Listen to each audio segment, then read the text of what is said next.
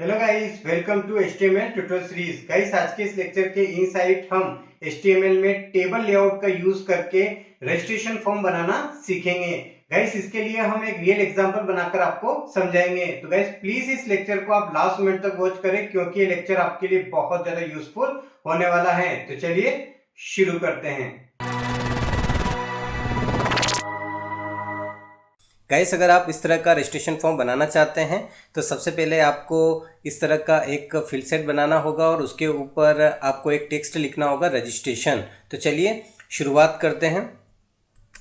यहाँ पर सबसे पहले जो बॉडी सेक्शन है उसके इनसाइड में फील्ड सेट बनाने के लिए फील्ड सेट एक टैग होता है HTML के इनसाइड, उसका यूज़ कर रहा हूँ।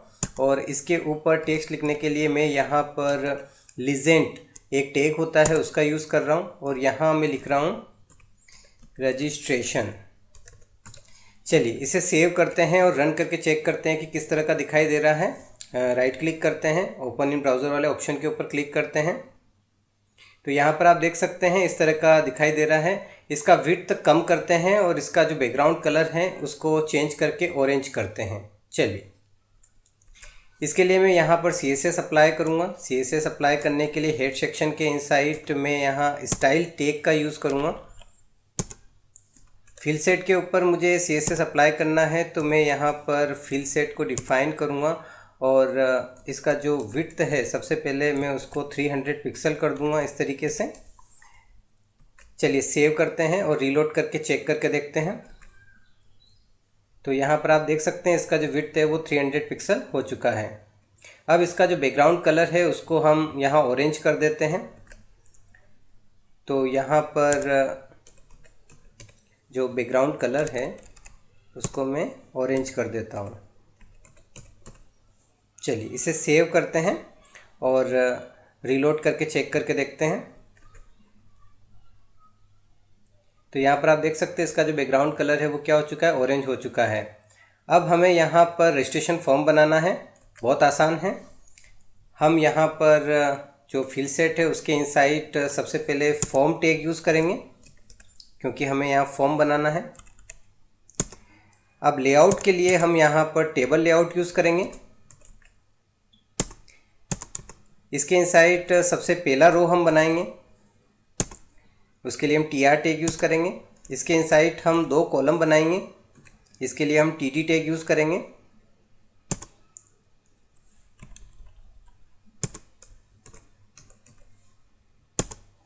जो पहला वाला कॉलम है उसके इनसाइड हम लिखेंगे यूज़र नेम और इसके लिए हमें एक टेक्स्ट फील्ड बनानी है। तो दूसरे वाले कॉलम में हम एक इनपुट टैग का यूज़ करेंगे।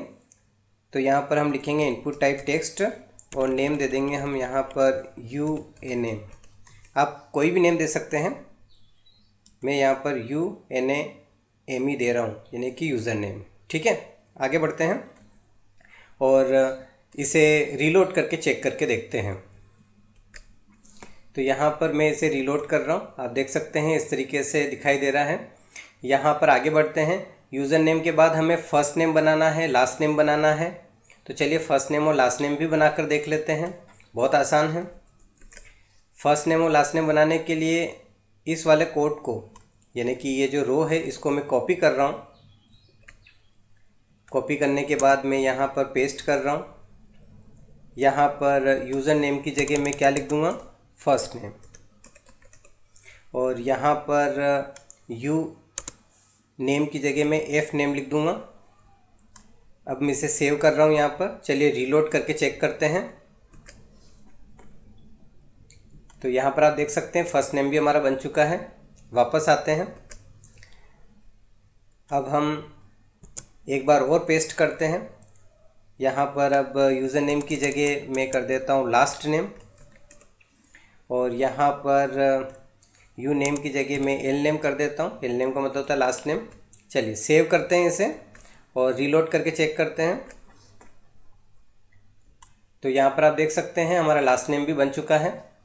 आगे बढ़ते हैं और यहाँ पर देखते हैं, यहाँ पर अब हमें ईमेल बनाना है और पासवर्ड बनाना है। तो चलिए ईमेल और पासवर्ड भी बनाकर देखते हैं, बहुत आसान है।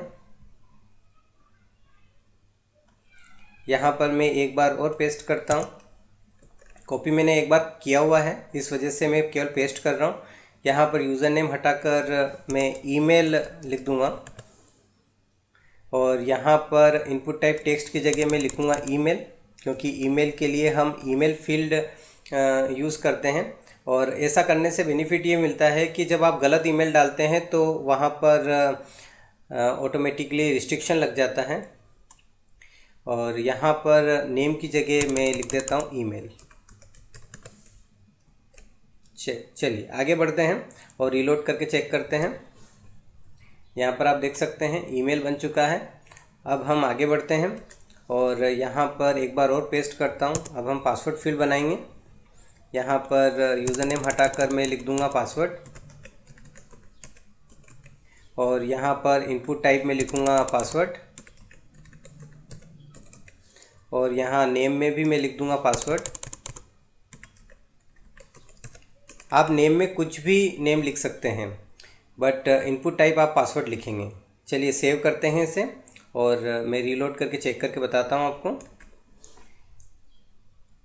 तो यहाँ पर आप देख सकते हैं यहाँ पर पासवर्ड फील्ड बन चुका है। चलिए आगे बढ़ते हैं और पासवर्ड के बाद अब हमें क्या बनाना है यहाँ देख लेते हैं। यहाँ पर अब हमें कॉन्टेक्ट बनाना है, ये मोबाइल नंबर के लिए होता है। तो चलिए कॉन्टेक्ट बना लेते हैं। बहुत आसान है कॉन्टेक्ट बनाना। मैं एक बार और वापस से इसे पेस्ट कर देता हूँ। यहाँ पर यूज़र नेम हटाकर मैं कॉन्टेक्ट लिख देता हूँ और यहाँ इनपुट टाइप में मैं लिखूँगा नंबर और यहाँ पर जो नेम है यहाँ पर मैं लिख दूँगा कॉन्टेक्ट। चलिए सेव करते हैं, रीलोड करके आपको बताता हूँ। यहाँ पर आप देख सकते हैं यहाँ कॉन्टेक्ट बन चुका है। यहाँ पर इस तरीके से नंबर वाला सिस्टम सेट हो जाता है। आगे बढ़ते हैं। अब यहाँ पर हमें क्या बनाना है देख लेते हैं एक बार। यहाँ पर अब हमें बनाना है कलर वाला ऑप्शन। चलिए बहुत आसान है, एक बार और पेस्ट करता हूँ। यहाँ पर यूज़र नेम हटाकर लिख दूँगा कलर और यहाँ पर इनपुट टाइप हम लिखेंगे कलर, नेम में भी हम लिख देंगे कलर। चलिए सेव करते हैं, रीलोड करके चेक करते हैं। यहाँ पर आते हैं, रीलोड करते हैं। आप देख सकते हैं कलर वाला ऑप्शन सेट हो चुका है। क्लिक करते हैं, यहाँ पर जो भी आपका फेवरेट कलर है वो आप यहाँ से सेट कर सकते हैं इस तरीके से। आगे बढ़ते हैं। कलर के बाद अब हमें यहाँ पर लैंग्वेज सेट करना है, इसके लिए चेक बॉक्स बनाने होते हैं। तो चलिए चेक बॉक्स बना लेते हैं, बहुत आसान है। यहाँ पर मैं पेस्ट कर देता हूँ और यहाँ पर यूज़र नेम की जगह मैं लिख दूँगा यहाँ पर लैंग्वेज। एक व्यक्ति को एक से ज़्यादा लैंग्वेज का नॉलेज हो सकता है, तो यहाँ पर हम इनपुट टाइप में लिखेंगे चेक बॉक्स। यहाँ पर हम कोई भी नेम दे सकते हैं, मैं दे रहा हूँ सी। और वैल्यू का ज़रूर यूज़ करना है आपको। यहाँ पर आप वैल्यू एट्रीब्यूट का यूज़ करें और उसके इनसाइड जो भी लैंग्वेज का नेम आप लिखना चाहते हैं वो यहाँ लिखें और बाहर भी लिखें। चलिए अब इस वाले लाइन को मैं एक बार कॉपी कर लेता हूँ। कॉपी करने के बाद मैं यहाँ पर पेस्ट कर देता हूँ और हिंदी के बाद मैं यहाँ पर वैल्यू में इंग्लिश लिख देता हूँ और यहाँ पर भी मैं इंग्लिश लिख देता हूँ। चलिए जो नेम है हम सेम ही रखेंगे यहाँ पर। और यहाँ पर ये जो नेम है ये एक अरे का नेम होगा, ये बात आपको ध्यान रखना है, क्योंकि जितनी भी आप लैंग्वेजेस सिलेक्ट करेंगे वो सारी की सारी एक ही अरे के इनसाइड जाएगी, ये बात आपको ध्यान रखना है। चलिए आगे बढ़ते हैं और रीलोड करके चेक करके देखते हैं इसे। तो यहाँ पर मैं रीलोड करता हूँ, सेव नहीं किया है शायद मैंने अभी, तो मैं इसे सेव कर देता हूँ और वापस आते हैं, यहाँ पर रीलोड करते हैं। यहाँ पर आप देख सकते हैं ये हमारे चेकबॉक्स बन गए हैं। ठीक है, आगे बढ़ते हैं। और अब हमें क्या लेना है, अब हमें यहाँ पर सिटी बनाना है। आप सिटी हो, ब्लड ग्रुप हो, स्टेट हो या कंट्री हो, सबके लिए सिलेक्ट ऑप्शन ही यूज़ करते हैं। तो चलिए बनाकर देख लेते हैं, बहुत अच्छे समझ में आ जाएगा आपको। और यहाँ पर मैं एक बार कॉपी कर लेता हूँ एक रो को, कोई भी रो कॉपी कर सकते हैं आप, ताकि आपको ज़्यादा कोड लिखना ना पड़े। यहाँ पर आकर मैं पेस्ट कर देता हूँ और यहाँ पर मैं लिख देता हूँ सिटी। यहाँ पर आपको इनपुट फील्ड यूज़ नहीं करना है, यहाँ पर आपको सिलेक्ट टैग यूज़ करना है। यहाँ पर सिलेक्ट में आपको नेम देना है। आप सिटी के लिए बना रहे हैं तो यहाँ पर नेम आप सिटी दें। इसके बाद आपको इस सिलेक्ट के इनसाइड ऑप्शन यूज़ करना है। ध्यान दें, जो भी ऑप्शन आप यूज़ करेंगे यहाँ पर वैल्यू एट्रीब्यूट का यूज़ करेंगे और इसके इनसाइड सबसे पहले वाले को आप खाली रखेंगे और यहाँ पर लिख देंगे सिलेक्ट। और इस वाले लाइन को मैं कॉपी कर लेता हूँ। कॉपी करने के बाद यहाँ पर पेस्ट कर देते हैं, एक बार और पेस्ट कर देते हैं। यहाँ पर मैं नीमच लिख देता हूँ सिटी में, और वैल्यू में भी मैं नीमच लिखूँगा। अगर आप वैल्यू में नहीं लिखेंगे तो डेटाबेस के इनसाइड ये वैल्यू नहीं जाती है, ये बात आपको ध्यान रखना है। यहाँ मैं इंदौर लिख देता हूँ, यहाँ पर भी मैं इंदौर लिख देता हूँ। चलिए सेव करते हैं, इसे रीलोड करके बताता हूँ आपको। यहाँ पर मैंने रीलोड किया, आप देख सकते हैं सबसे पहले सिलेक्ट दिखाई दे रहा है। इसके बाद जो भी आप सिलेक्ट करेंगे वो सिटी यहाँ पर आ जाएगी। कोई भी एक सिटी ही आप सिलेक्ट कर सकते हैं, कोई भी व्यक्ति एक ही सिटी में रह सकता है एक टाइम पर। चलिए आगे बढ़ते हैं। अब हमें चाहिए यहाँ पर जेंडर। जेंडर बनाना भी बहुत आसान है। तो यहाँ पर आते हैं और कोई भी एक रो कॉपी कर लेते हैं। तो मैं इस रो को यहाँ से कॉपी कर लेता हूँ। कॉपी करने के बाद मैं यहाँ पर पेस्ट कर देता हूँ।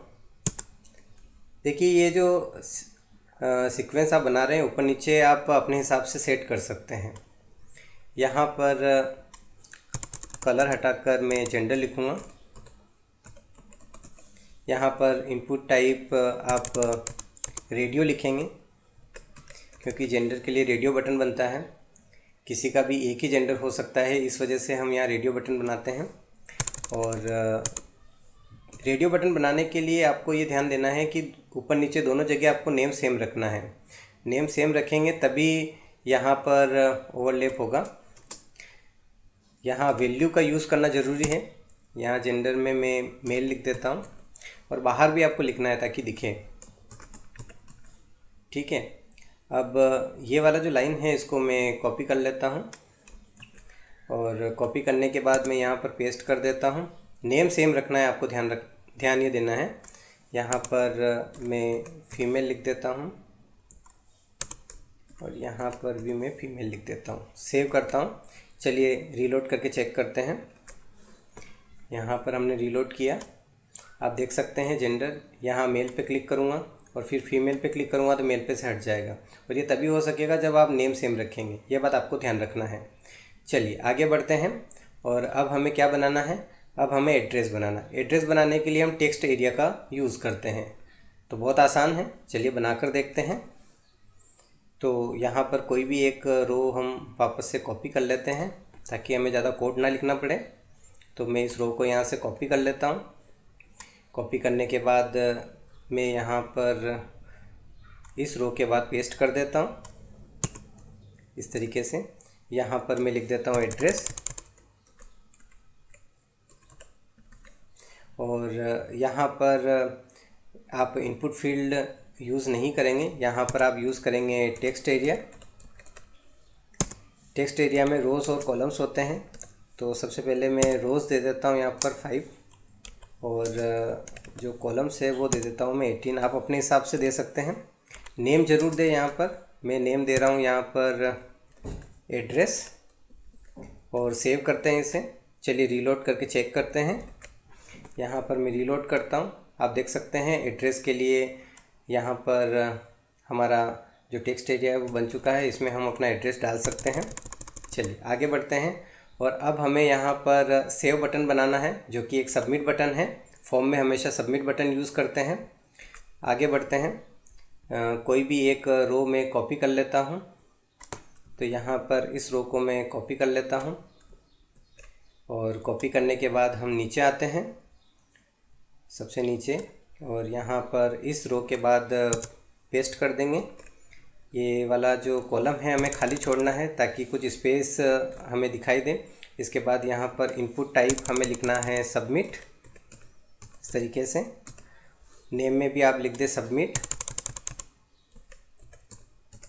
और यहाँ पर वैल्यू का यूज़ करना है आपको, और उसके इनसाइड आप लिख दें सेव, ताकि जो बटन का नेम है वो बन जाए सेव। चलिए अब इसे सेव करते हैं और रीलोड करके चेक करते हैं।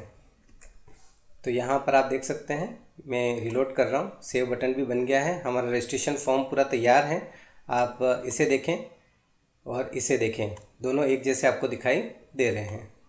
ठीक है, तो गाइस आज के इस लेक्चर के इनसाइट हमने HTML के इनसाइट रजिस्ट्रेशन फॉर्म बनाना सीखा। आई होप कि आपको ये लेक्चर बहुत अच्छे समझ में आया होगा। मिलते हैं नेक्स्ट लेक्चर में, तब तक के लिए बाय बाय।